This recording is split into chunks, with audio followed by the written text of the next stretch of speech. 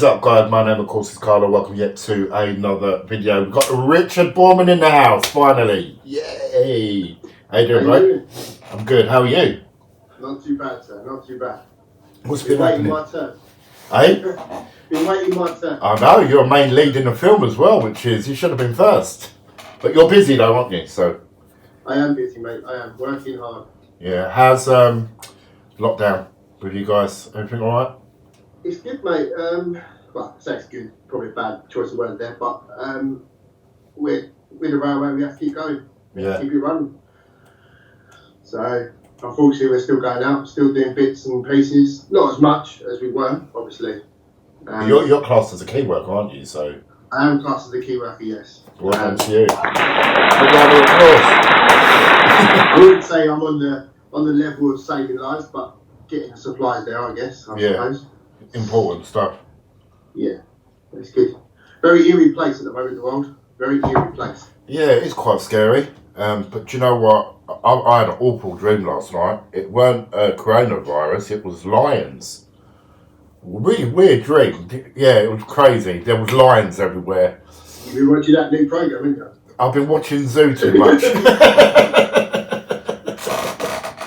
But it was quite disturbing and quite realistic, actually. I ended up like bolting out of bed at like 4 o'clock this morning with cold sweats. Do you know what I mean? Thinking, God, this is too real.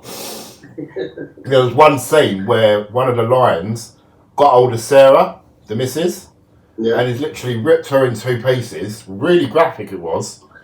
And then I was really pissed because I looked down the end of the garden and there was a brand new pair of trainers I just bought her and she was wearing, and it was all covered in mud. It was just horrendous. Absolutely horrendous. All you was thinking was, I need to get my camera and shoot this, weren't you? Yeah. Well, I was worried about the trainers as well because they were quite expensive. Alright, so like we say to every guest, favourite film, favourite movie. Favourite film. I'm a Star Wars fan. Yeah. I have to say. Yeah. So probably a Star Wars maybe. I'm quite controversial. My actual favourite Star Wars is Rogue One. Right. I like that. Yeah. I thought that was a great film, standalone on its own. Yeah. And also fit well into what was going on and what's happening and the storyline as a whole, if that makes sense. Yeah. I like things that cap things off as well. So I liked it because you always wondered, you hear about like talking about Boffin spies and that sort of stuff, and where did they come from? Who were they? What did they do? Yeah. What do you think of Solo? Not as much as I did as Rogue One, I must admit. I watched it. I quite enjoyed it the other day. I watched it the other day for the first time because it was on Disney Plus. There's some good characters in there. There's some good characters in there. Great people in there, Woody Harrelson and people like that. Yeah. Involved and stuff like that. But I just hope Disney kind of have made enough money now, if that makes sense. Yeah, leave it alone. Yeah. Yeah, I hear that. Have you been watching The Mandalorian? Because I've not watched that yet. I've not seen that one at all, no. My eldest keeps telling me to watch it. But Alfie keeps saying you need to watch The Mandalorian because it's really bloody good. Yeah, it's about bounty hunter, isn't it? Yeah, but I can't. I think they need to just leave Star Wars alone now. Stop it. Yeah. So, you're a director yourself. I have directed, yeah. Yeah, and you're on, which is incredible, by the way. You're a stage performer. You perform on stage in theatres and stuff like that, which is hat off to you, man. That's like, I tell you, I would be shaking like a shitting dog up on a stage. I'm telling you, I'll be even more than normal. Even more than normal. So how did it all begin for you? I mean, what was the? So I started around 5. I did it. My first memory of being on stage was in a school production, as most people are. Yeah. Something like a snowman take thing. So I don't know if it was around the time Snowman come out, or so it might have been. And I just remember having to stand on this crane, and basically shit over me to make the snowman face and stuff, and just had these 2 eyes that come out like that, and that's all I can remember, looking around and just seeing it through these little eyelid things like that. And then then that's it. So I went on from there. A teacher, not to get too big-headed, but a teacher went to my mum and said that I should carry on and I should do it a bit more, away from school and stuff like that. I won't tell you the quote. I'm sure my mum will tell you. You know what my mum's like for comment. But yeah, and I went on to the Church of Youth. Right. Church of Peter in Bromley. And I started there when I was 8. And I went all the way through until I was 18. I mean, I've seen some of the pictures, and the production value looked through the roof. Yeah. I mean, if it's okay, I'd like to share some pictures on top of this. I mean, these are full-on production value plays. I mean, these are not like someone's just shot something shitty in a marquee. I mean, how did you get that? I mean. And that's credit to a guy I actually met at Church of Youth. So a guy called David Evans, fantastic actor, absolutely outstanding. He would kind of become my mentor, and he took me into. So part of what you're talking about is Burnt Ash Drama Associations. They're based in Bromley, and they're quite renowned for doing very high, although being amateur, very high spec productions and stuff like that, sets, etc. and stuff like that. And that's all credit to him, to be honest with you. So he took me actually from Churchill Youth into there. So that's kind of a bit old school rectory company type thing. You learn your craft in there, you learn from the older actors, you learn from so things like remember your lines, turn up to rehearsal, don't bump into the furniture. And things like that. So that's how I learnt my craft as a stage actor, really. Yeah. You directed a play as well, didn't you? I've directed 3 plays now. Wow. So, my first one, I jumped straight in and I directed 12th Night, so Shakespeare. Okay. Which is very good production. I then went on. I kind of found out that I was a bit better at it's kind of fast and stuff like that, so comedy type things. So I then went into, I directed a couple of fast after that. One that I put my best mate in, Paul. Who you've now nicked and working for you.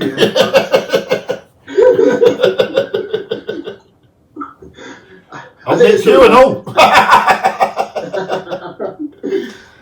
So in that play, there's a Paul spoke about that, a Russian gangster type character. Yeah. And there's also a policeman who they kind of bounce off each other and they're kind of like trying whatever.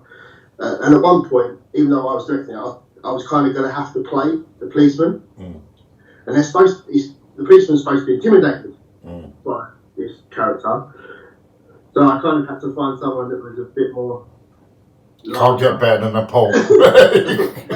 I'm not small. Yeah. So I had to find someone that was larger and bigger and could put it off than me. And I was like, well, bro, you're going to have to come and do this. And he was like, what? I was like, yeah. I'd already put Charlie in. I'd already put Charlie in. So Charlie, Paul's son, was in there, who is... yeah, he's a great actor. He is.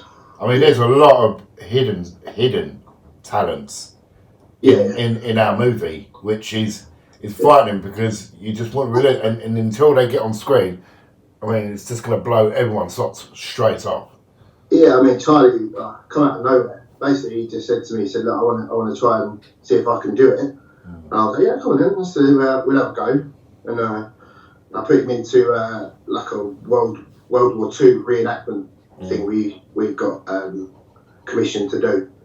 And he did fine in that, so I was like, okay, yeah, come on then, let's step you up, let's give you a main role. Yeah. So how does it begin, Richard? I mean, obviously, did you write the script? I mean... No. How does it, for people that want to get into stage? Yeah. How did you begin from? Obviously, we heard that you went through one of your friends from actually writing it, directing it, and setting it all up. I mean, because that seemed like just as much work as a film, as a feature film. Yeah. So basically, what you can do with regards to scripts and stuff like that, with stage stuff. It might work the same for you guys. I don't know, but you can kind of go to to a publicist and basically go through their list and say to them, okay, so I would like to perform this. You kind of fill out a form that says where you're going to perform it, to how many people, what nights you're going to do, so how many nights you're going to do, what your rough ticket price will be, how much you expect to make after production stuff and whatever. And then basically they give you a fee. Right. So you pay the fees, and then you've got the rights to perform it, but only on them particular stipulations that you've given them. Right. So you can't just go out and go, right, okay, I bought it for 3 nights, but I'm going to do it for 10. Yeah. You if you're going to do it for 10, you say, right, I'm going to perform this 10 nights at this particular venue, wherever it will be, and then you pay your money and you get the rights if it's available, because they don't tend to put them in the same sort of area. So if someone else around the same time is performing the show or the play in the area within a certain time frame, I'm not sure what that time frame is, then you can't have the right to do it, because in effect it's already been done within that area. That's amazing. So you're obviously in charge of costumes, the way the set looks, the performance. How did you find that? I mean, did you look at it and think, oh my God, where do I start? Or did you just, how does it all happen? I think a bit like when we've had conversations with yourself, you have it in your head already.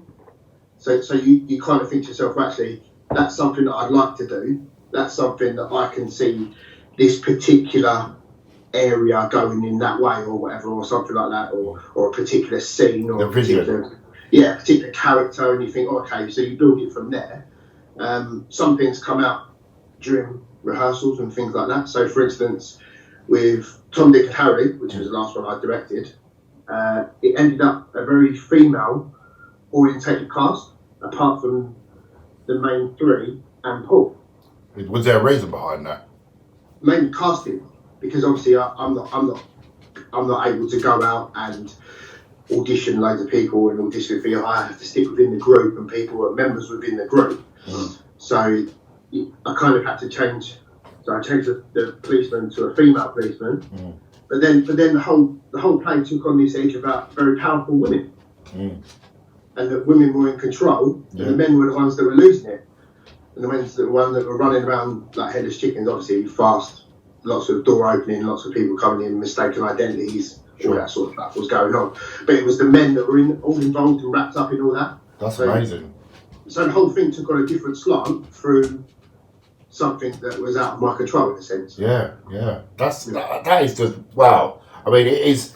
I've said this before. I said it to Abby in a previous video. I mean, what I respect about stage actors is that if you get it wrong once, that's it.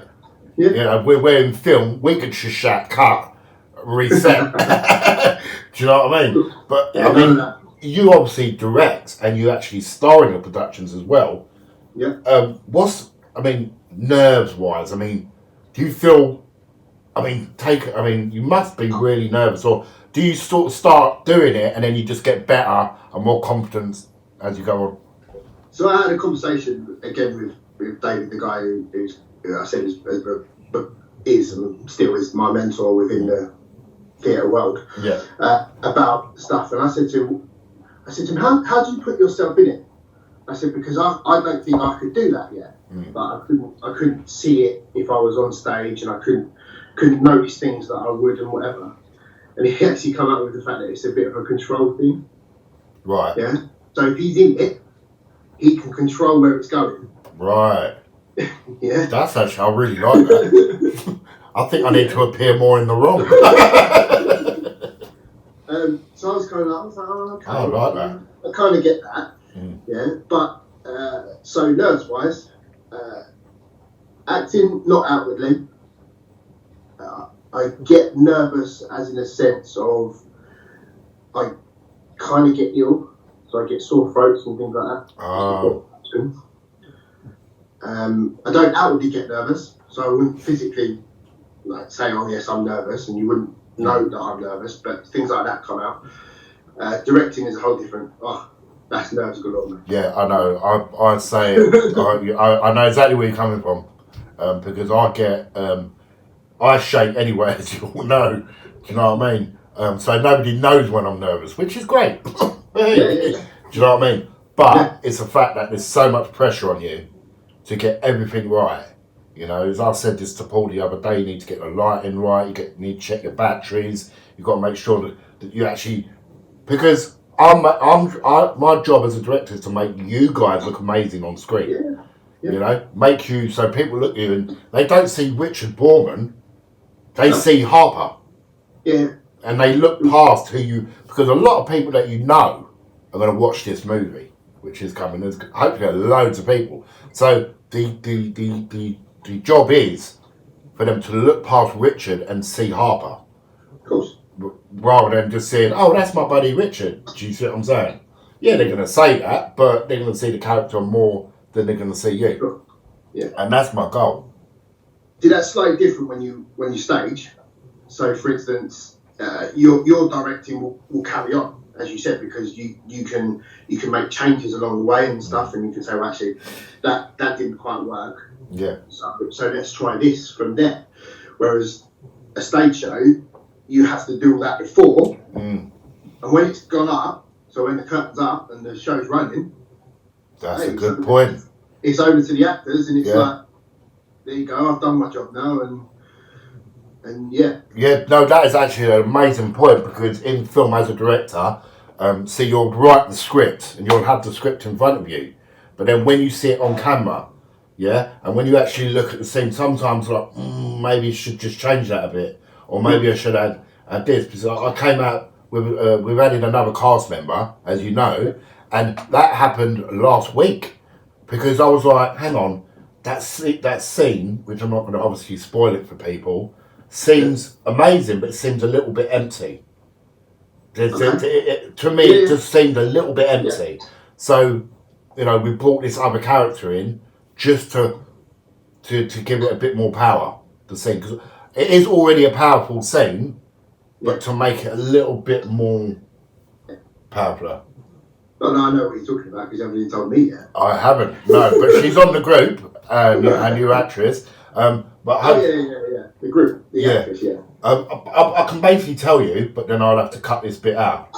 So, the scene where I thought of that like about a week and a half ago, and I've been toying with it in my head, and I said to myself, do you know what, I really can't let that scene go. So I've had a chat with her. We've got a meeting next week, Skype meeting to sort of take, because basically it's improv. There's no script. You can't script that sort of scene. No. Do you know what I mean? It's got to come straight from the gut.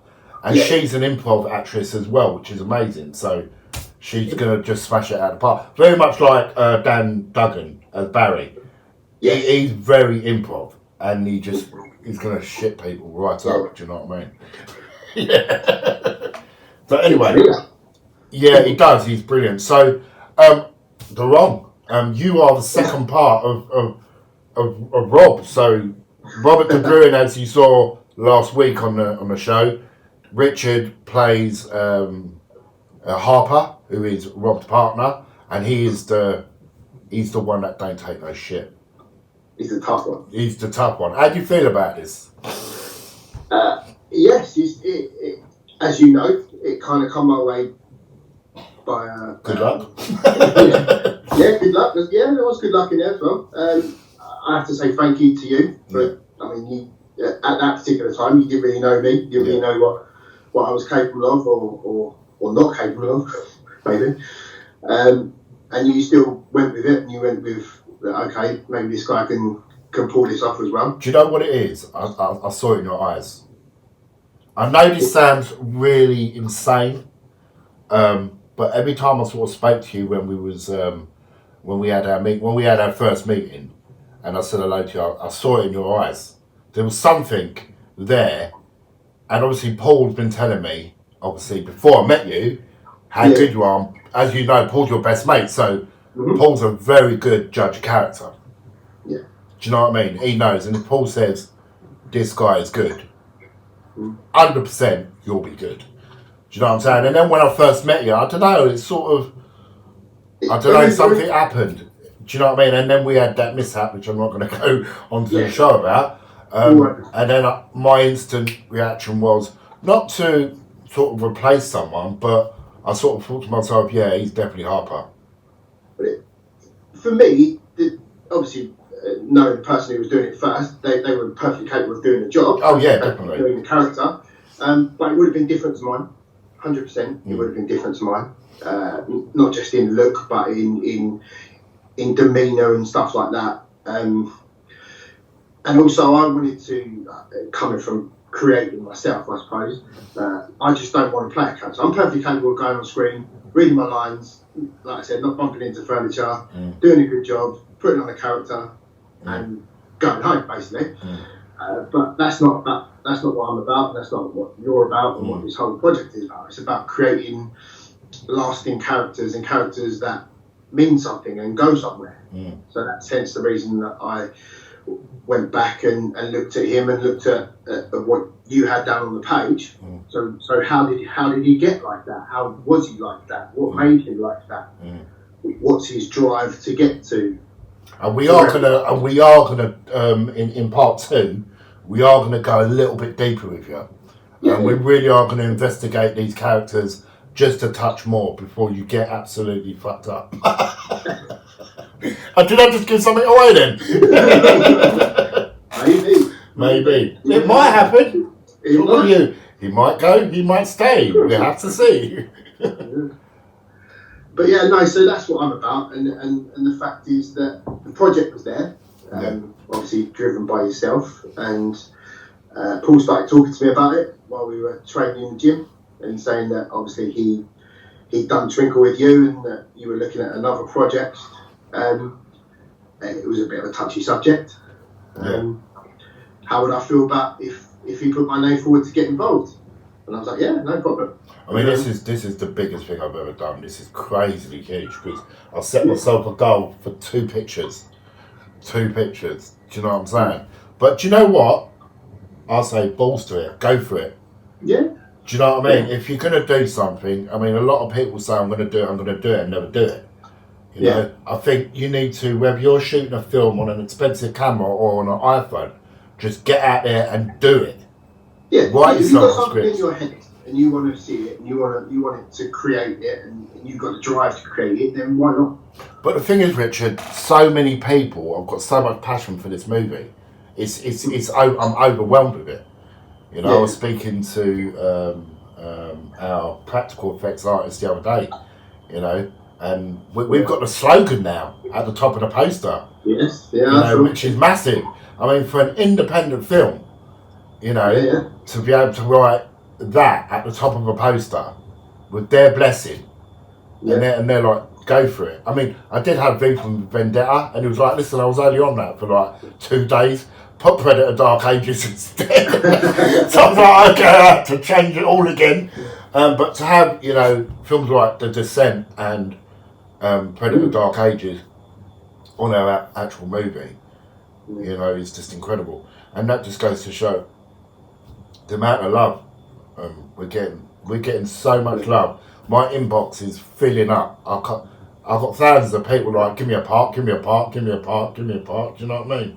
So while you're on parts, my original part that I went to play was Barry. That's right. So I had a, not to rave on your parade and your vision, I suppose, but I had a thing that maybe the Juicer and Barry were related. Right. And obviously that me and Paul are quite alike. Yeah. So. No, when I wanted, when I was looking for Barry, in general, I wanted them to be totally different. So you've got Paul, and he is a monster. Yeah. And then you've got Barry, and he's a skinny little fucker. Yeah. Do you know what I'm saying? They're like two different entities. And that's the difference. So you can pick up the script, like, so I picked up the script, in a sense, and I had the vision of they're related, there's something to go with, where down the line, where there's some connection family-wise with them to explore, whereas your vision was, well, no, actually, they're yin and yang, they're completely opposite. Yeah. But do you know what's going on in part 2? Have I explained it to you? A little bit. What did I explain to you? I'll cut this bit out, don't worry. Oh, okay. Just around the backstory and... okay, so you know Charlie? We're going to do that. Go fist. Yes, mate. That one's yours. That one's yours. So when you see that on the big screen... So just as a case of like a... He could be a jogger. Yeah. And it's like, oh, get out of the way, mate. Yeah. I love that. I just got goosebumps. Yes, mate. Well done. Remind me to cut all this out. Yeah, we'll do that. A whole different story, mate. When you're in that actual scene, that is going to be a mental scene because it's going to be off the chain. So you got the script. I did. Scrapping all the spelling mistakes. I would notice anyway, mate. My spelling is absolutely atrocious. It really is. Even spell check says to me, "What the fuck are you on about?" What did you think? I mean, how did you perceive the script? I mean, did you think, wow, this is too much to handle? No. I guess coming from looking at scripts and stuff like that, I'm not one that's in depth into the script, so I won't sit there and go, okay, right, what does this mean? Where does that mean? Because that's not unless I'm directing it, that's not my vision. That's yours. Okay, so. First off, my first port of call is, well, actually, where's my character? What does my character do? Okay, he's back in now. Okay, so I need to go back a couple of pages, find out what's happened, why he's there, what he's doing, what's happened to him, and stuff like that. So I tend to build up my character first, and then I like to see how everything else fits in. Because I think, again, it's important that, like you said, I do a believable character. And then my character fits in with a believable film or believable production, which obviously now he does because everybody has gone away and done their homework and brought different aspects to different whatever. Again, going back to Dan, that's an outstanding character. Oh. And I'll be honest, I was struggling a little bit to see where he was going. And then once I saw the teaser and the trailer. Yeah, you understood. That was yeah, see, the thing with Barry, right? I was a bit scared with Barry because the thing with Barry is you either got to get it 100% right or it's going to be 100% wrong, right? So I've had so many meetings with Dan Duggan, who plays Barry, and we have worked so hard to get him the way I see him. Yeah, it's unbelievable. Like behind the scenes, like sitting there. I mean, he's been sending me like 20 videos a week. Do you know what I'm saying? And I was like, listen, I know I've got him in my mind. I picture him exactly how twisted this guy is. Now, like I just said, you either get it 100% right or you get it 100% wrong with a character like that. The audience are either going to go, or what the hell's that all about? Now, when we dropped the teaser trailer, it disturbed a lot of people.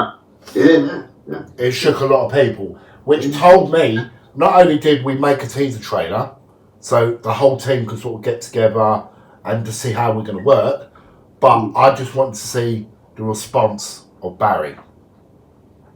100%. Yeah, and he worked. He smashed it out the park. Do you know what I mean? So it gets worse in the film. He's a naughty boy. He really is a naughty boy. And then I wanted Paul's character, the juicer, to be a totally different evil. Because there's something there that's quite that's going to feed the audience. I'm not going to say too much. No. But you know exactly where I'm coming from. So obviously your plan alongside Rob's your partner, Clark. Obviously, you guys have been communicating and gelling with your character. How have you been doing that? What's been happening with that? So, from the first conversation, so obviously when we come out and break in the meeting, straight away, kind of like, hello, how are you? Blah blah blah. What's the thing? For me, straight away, it come with a case of, well, there's something to be said around. This is the older hand, so Rob's character. Yeah. Clark is the older hand, been around the block, seen it, done it, knocked a few people over the head, if you want to say it that way, and results that way, as well as professionally and down through the line and stuff like that. And it's kind of been on his police journey, if that makes sense. Yeah. And come and found his younger self in Harper. Yeah. I think that was their first connection. Is a basis that one is the older hand and the one's the younger one. Exactly. Who's finding his feet and finding what he should do and finding whatever. And Clark kind of sees it as his mission in the partnership to actually, look, I get where you're going, but try this as well. Yeah, I mean, it's like what I said to Paul the other day on the show. That when I was designing both your characters, I wanted Clark's character to be more like the book, because there's a lot of people on this planet that like to follow the law and go by the book. You know, like, you should arrest him, he should get justice. But then there's a lot of characters that'd be like, shoot the fucker. I'd beat the shit out of him. I'd shoot him in the head if that was me. Yeah. So you're on that side of, I'll shoot you in the head, and Clark is on the other side, which followed by the book. So it's up to the audience to decide. Hopefully they root for both of you. Do you know what I mean? But it's up to the audience to decide who they're really gonna like support what they're doing. Does that make sense? Of course, yeah. I mean, how many times, you know, someone come near my kid, I'd bloody kill him. Do you know what I mean? So you're supporting that side of the people thinking, and poor old Rob is supporting law. Yeah. And going by the book, which is amazing. And I think what's good as well is all the stuff that's come out from us talking about it and us improving around different things and whatever, is the fact that actually there is a connection between them that's on a different level as opposed to just working together. Yeah. There is a bond there. I mean, they really do care for each other. Yeah. But they care for each other in a weird way. Like, you don't really know whether they do or don't. You can see there's something there, but ever since what happened at the start of the film, which I'm not going to go into, that bond, that partnership has had a bit of a fracture to it. And then we sort of, you know, follow that journey. And the fracture comes from the fact that they both want to do it in different ways. Yeah. And they want to get it done, and they want to be out the door, and or Harper particularly wants to just do it, get it out of the way, and move on, next job, in a sense. Yeah. Which kind of comes from the background that I've put in place with him, the next job, military style sort of thing, where he comes from. Which is move on, isn't it? It's like, this is my job, this is what I've done that now, next one. Yeah. That's exactly who he is. That's exactly who Harper is. Harper's not really phased too much. He's got a heart. He really has got a heart, because that's why he does what he does. I mean, he's a hero. Do you know what I mean? But he's not as phased as much as Clark's character. Clark is more. He don't care. He will shed a tear, whereas Harper will hold back and not shed a tear. Do you know what I mean? And that's how I want them sort of like to play against each other. Obviously, you're playing alongside the amazing Julian. There's a big scene in the film with that. Do you know what? Out of all the scenes, I sat down and think to myself, pick a scene which you're really looking forward to film. And out of all the amazing scenes we've got in the movie, that is the one that I can't wait to shoot. But again, that's through all of us, hasn't it? That's built up from the original scene that you wrote. Yeah. To what it is now is completely different. Yeah, I mean, I spoke to Paul about it, and it's going back to when we added this new character that I did last week. Something always ticks over, and I think to and even when you're on set, and when you're directing on set, and you've got everything right, I've got exactly everything in my head how I want it to look. That might change. Yeah. Because from script to actually seeing it is totally two different kettles of fish. You know, you might put yourself like a certain a bin. You see a bin in the film, but then when you go to shoot, that bin's not in the place that you would want it to be. Yeah. Do you know what I mean? And you can't move it because it's probably cemented to the ground or something like that. Do you know what I'm saying? So you've got to switch it up and change. Does that make sense? And change it back. Yeah, no, definitely. You know? everything sort of changes in the end. Yeah, and that scene has evolved into a poignant scene. Yeah, I mean, when we shot the teaser trailer, I mean, part of that will be in the movie. Part of them scenes will be in the finished film, because it's a teaser trailer. But Yeah, cool. you know, we're still sort of playing around with the tone at the moment. You know, a lot of people saying to me, I spoke to some people in the industry, keep the tone the way it is, but go more green for the whole film. Yeah. You know what I mean? Because that tone's amazing. Well, I'm looking at trying to get a rain machine at the moment, because I do want a lot of rain in this film, and we're actually filming in the summer. Always film in the summer. It's, you know, we filmed Twinkle in the winter. Winter. We went from winter. We've gone from winter into the summer, right? And when it was cold sliding around in the mud. But when it was summer, it was just too hot. I ain't ever did. That was a nightmare. Absolutely. Would you ever do a film like that? Right, in the woods? I've done a play in the woods.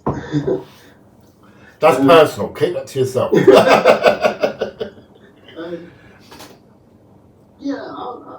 I'll be honest. It's completely different for me. I mean, and you know, personally, I've fallen out a bit of love with stage at the moment and acting. Or I had. Can I ask why? I think I just got into doing too much. You have to remember that doing a stage show is 3 rehearsals, sometimes 4 a week, and that's in the evenings. It's a lot of time out. It's a lot of time that's not dedicated to the family. Also, I changed job. So obviously, I went onto the railway, which is light work.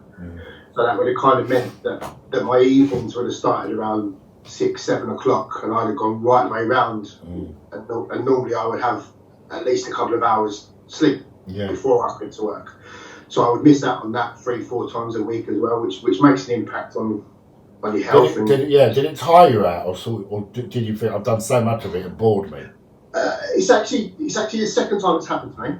So it happened before, whereby it doesn't become a buzz anymore. So if I could describe that, when you first step on stage, so your first scene, so you're standing in the wings, all the lights are on, maybe whatever, maybe it's not. But when you first step out, there has to be a deep breath, and there has to be, let's go. Right. Yeah. But that's it. But that should be an excitement. Whereas mine was becoming a. Right. Okay. Yeah. That's interesting. So that's why I think that I never have pursued it as much as I sometimes should have as a job. Why? Because I think I would get to the stage where I don't like my job anymore. Yeah. And I don't want to not like acting, if that makes sense. Yeah. Whereas doing stuff again with you guys is slightly different because it's more spread out. Yeah. It's not as intense. Acting wise, as we've already stated, if something goes wrong, which that was wrong, let's do it again, mate. Yeah.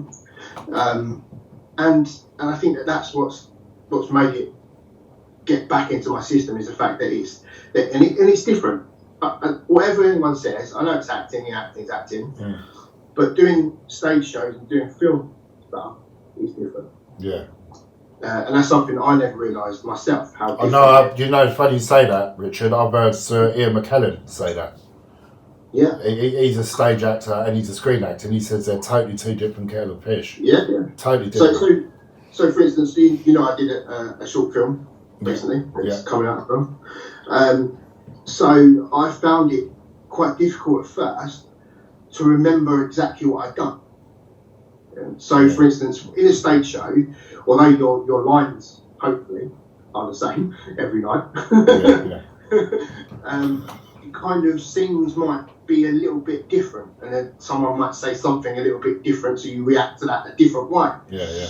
Whereas if you're shooting a scene, you've done the scene completely, and then you go back and you try and think. So, for instance, when you guys come to edit it and put it back in, if I've said something differently in a different tone or a different way of saying something, it's like, well, they don't match.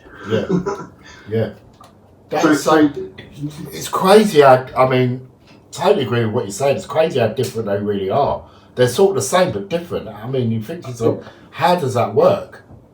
Yeah. You know. So, for instance, I worked with another guy called Dan Brown, who I've done loads of stage stuff with on this short film, and we just kind of bounced off. We just kind of went with how we would do it on stage, and we was like, this and that, slightly different way each time. Sorry, Richard, I thought so. It was behind me then. It just freaked me out. Go on. Jump in. Yeah, I just thought, what's that behind me? So we kind of just went with it. We bounced off each other as we would on stage, and it was kind of like the director was like, "Well, guys, slow down. It's nice what you're doing, but we need to capture that." Yeah. I mean, this one has got there's a lot of practical effects in the role, as we know, and there's a lot of visual effects. I mean, do you think that's difficult on your account? You're gonna probably end up acting to a tennis ball at some point,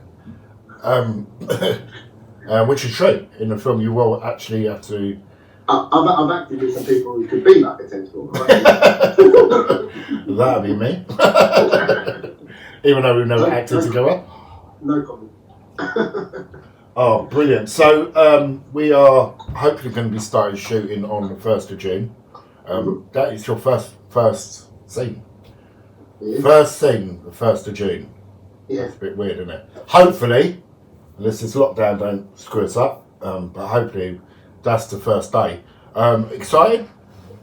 Yes, 100%. But again, it's a different aspect of whatever. So, for instance, not thingy, but the first thing we're doing is a decent way into the film.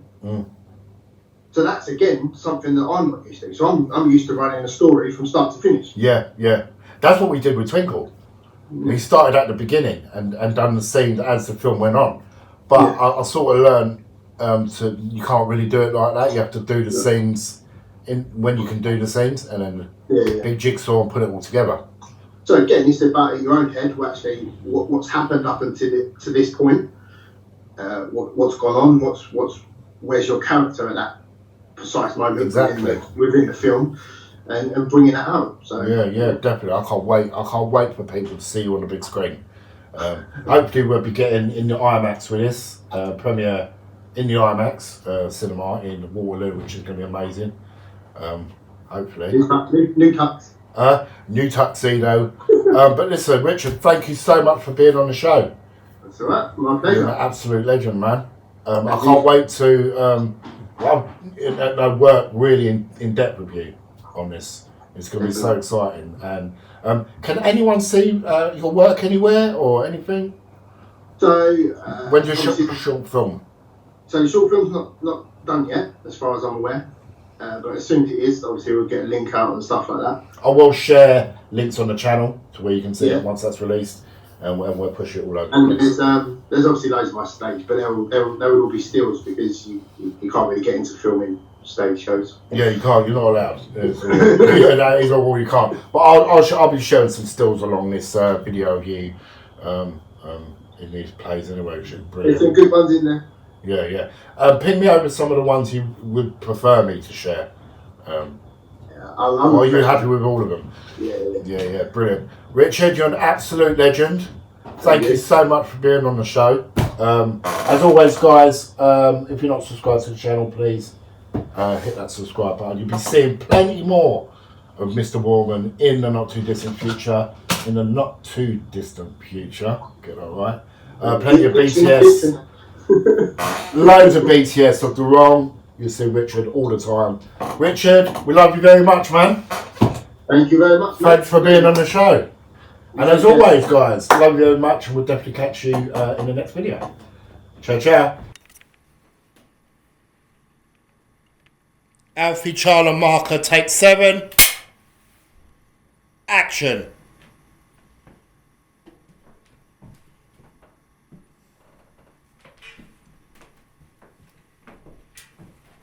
Sarge, the fuck is this? Just stay on it. Right, reset quickly. Let's keep it in. Can you stay in the door frame, yeah? Rich? Yeah. Sorry, mate. Right. Right, keep rolling. We're still rolling. Come in.